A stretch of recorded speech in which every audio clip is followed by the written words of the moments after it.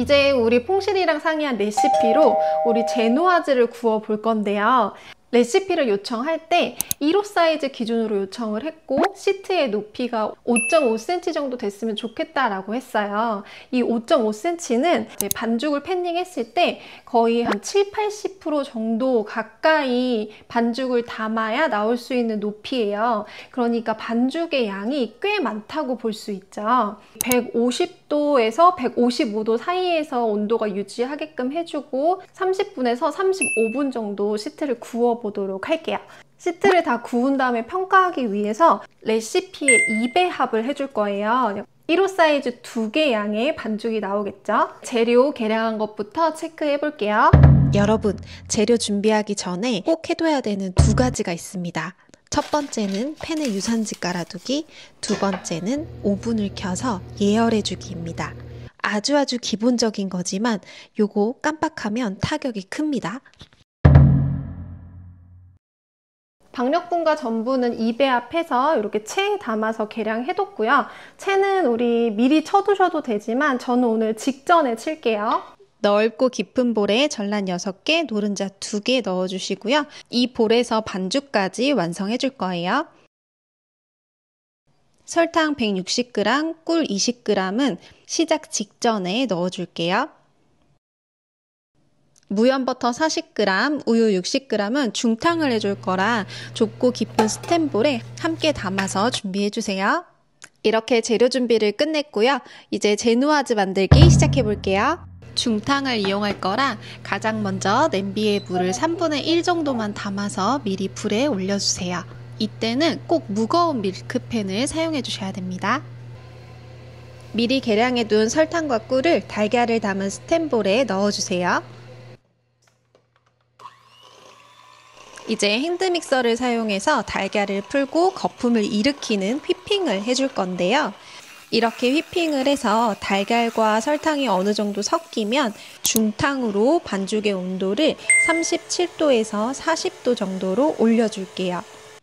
중탕을 할 때는 불을 끄고 잔열로 해주셔야 되고요. 1단으로 휘핑을 함께 해줘야 아랫부분이 익지 않습니다. 또 이 적외선 온도계는 필수입니다. 제가 7년째 사용하고 있는 이 온도계는 설명란에 링크 달아둘게요. 중탕 과정은 생각보다 뜨거우니까요. 조심하세요. 달걀 반죽의 온도를 맞춘 후에는 버터와 우유가 녹을 수 있도록 스텐볼 채로 뜨거운 물에 넣어주세요. 이제 핸드믹서로 반죽이 뽀얗고 힘이 생길 때까지 휘핑을 해줄 건데요. 휘핑할 때는 되도록이면 한 방향으로 일정하게 해주세요. 또 온도가 30도 아래로 내려가지 않아야 돼요. 그러니까 너무 오래 휘핑하면 안 되겠죠?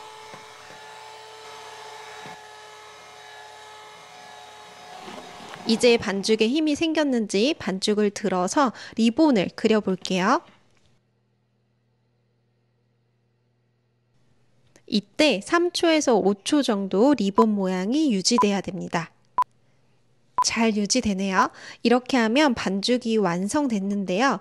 마지막으로 1분에서 1분 30초 정도 1단으로 두고 천천히 기공을 정리해 줍니다.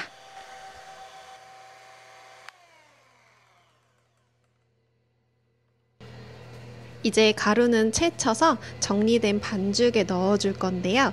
넓게 펼치듯이 넣어주세요.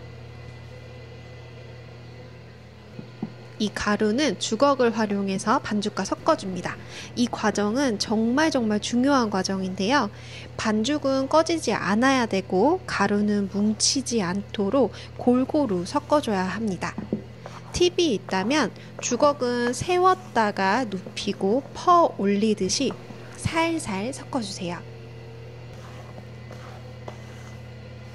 여기까지 하고 나면 버터와 우유가 다 녹아 있을 거예요. 이제 녹은 버터와 우유를 반죽에 부어줄 건데요. 이때 반죽이 꺼지지 않게 주걱을 받치고 주걱에 버터와 우유를 부어주세요. 그리고 잘 섞어줍니다. 이제 팬닝을 해줄게요. 반죽의 양이 역시나 많이 나왔네요. 팬 하나당 400g 정도씩 나왔습니다. 펜을 바닥에 콩콩콩 쳐서 마지막으로 기공 정리를 해줍니다. 이제 오븐에 넣고 구워줄 건데요. 온도는 150도에서 155도 사이로 맞춰서 30분 정도 구워볼게요.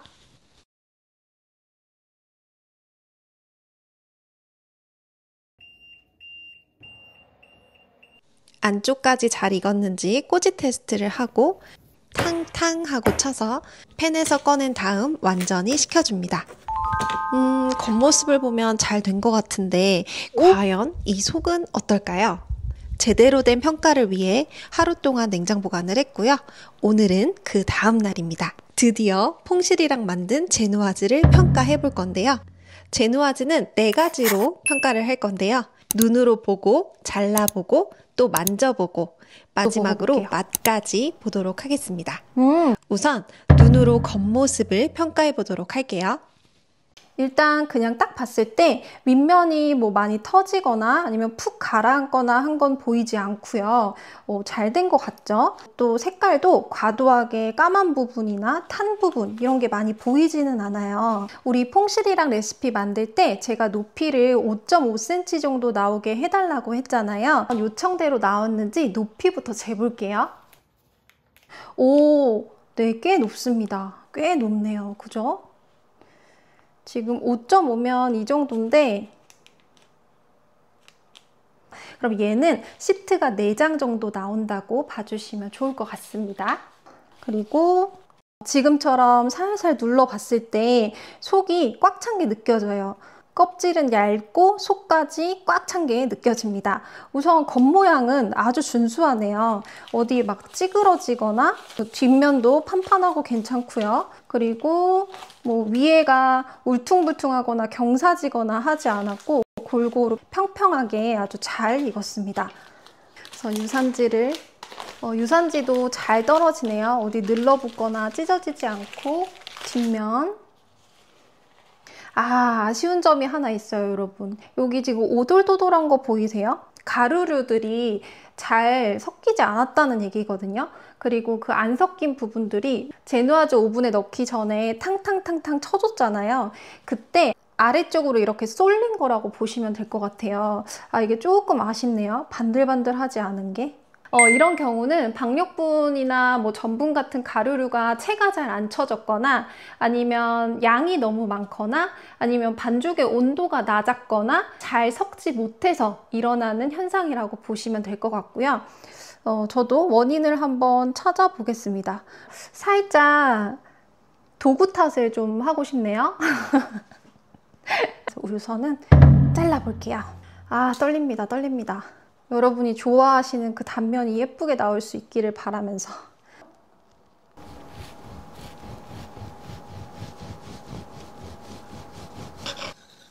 여러분 잘랐어요. 이제 단면을 오픈하기만 하면 되는데 왜 이렇게 속삭이고 있죠?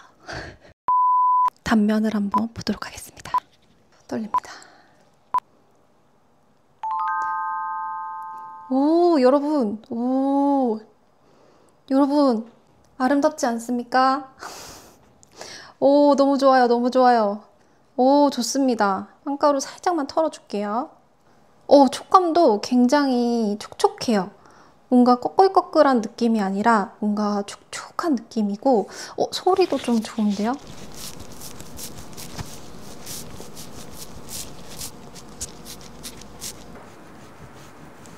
한번 열어볼게요.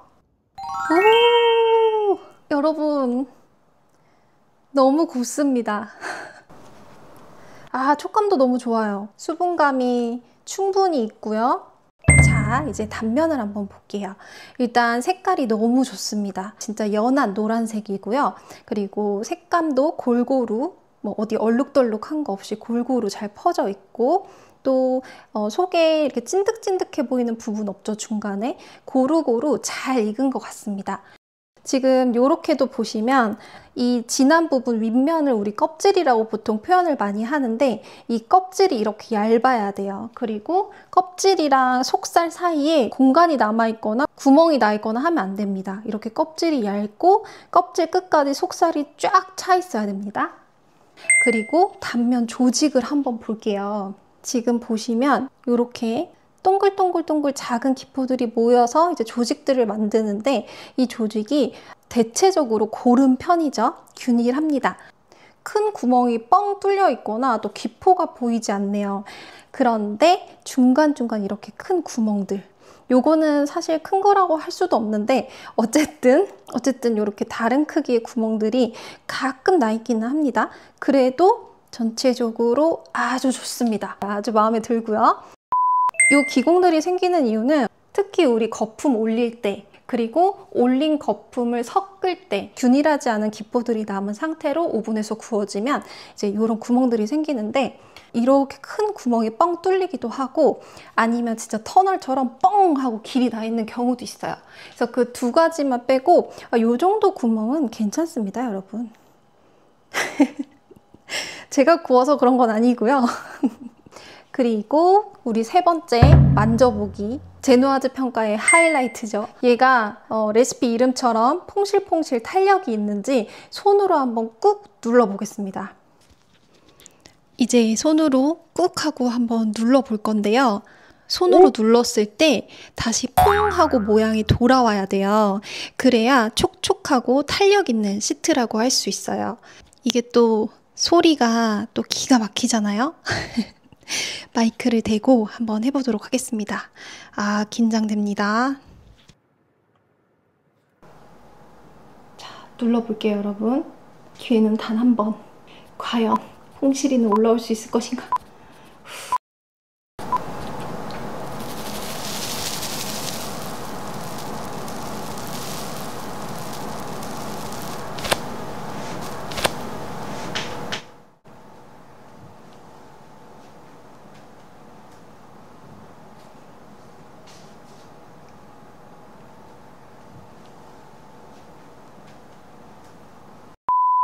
어떤가요, 여러분? 퐁실하고 좀 올라온 것 같나요? 성공적으로 탄력 있게 시트가 만들어진 것 같아요. 쭉 눌렀을 때 위로 다시 퐁실퐁실하고 복원되는 탄력성을 이렇게 눈으로 확인하실 수 있습니다. 아, 다행히 성공입니다. 자, 여러분, 이제 마지막으로 맛 평가만 남았는데요. 우선 제가 여기서 얘를 한번 먹어보고, 케이크 시트는 또 케이크로 완성됐을 때 조화가 가장 중요하잖아요. 그래서 이 시트로 무화과 케이크를 만들고 또 먹어봤는데요. 맛평가의 마무리는 이 무화과 케이크 영상에서 확인해주세요. 일단은 우리 이 시트를 한번 맛볼 건데요. 계란이 주된 재료이다 보니까 비린내 같은 게 나진 않는지 냄새도 안 납니다. 고소한 냄새 납니다. 달달한 냄새 나요. 카스테라 냄새. 아, 좋습니다. 이 단면도 훌륭하네요. 그죠? 그리고 이렇게 눌렸을 때 파스스 부서지는 게 아니라 약간 얼기설기 서로서로 이렇게 찢어지는 느낌이 좀 들어요. 서로서로 수분으로 잡아주는 느낌. 한번 뜯어서 지금 조직이 이렇게 또 먹어볼게요.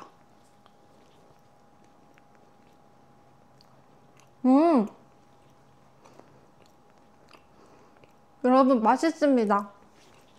굉장히 촉촉해요. 굉장히 촉촉하고 여기에 흰 우유 한 장 딱 하면 진짜 너무너무 완벽할 것 같은 그런 맛이고요.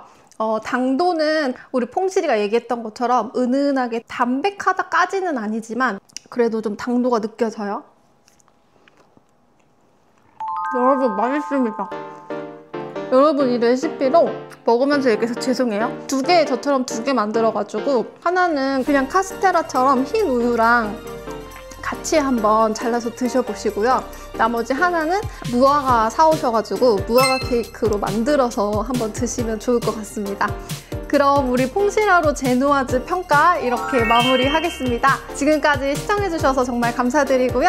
더 유익하고 재밌는 내용으로 찾아뵙도록 하겠습니다. 그럼 다음 시간에 만나요. 안녕!